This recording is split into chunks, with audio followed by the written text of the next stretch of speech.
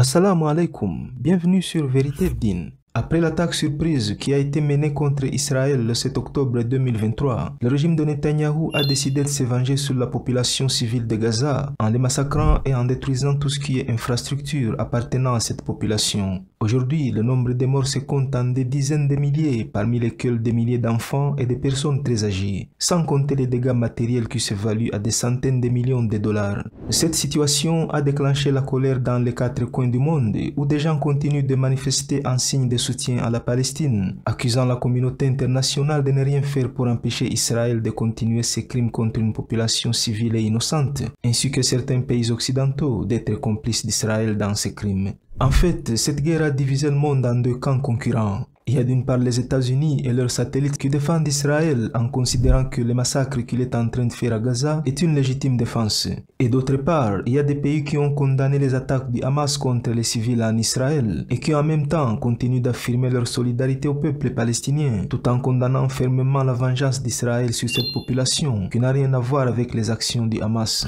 Voici la liste des pays du monde qui soutiennent la Palestine dans sa résistance légitime contre l'oppresseur sioniste.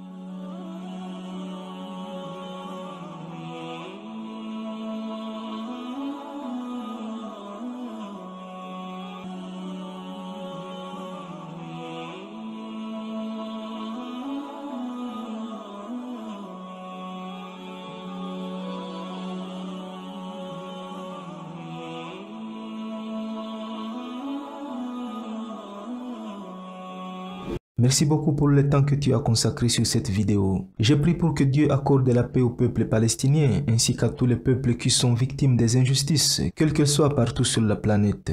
Assalamu alaikum.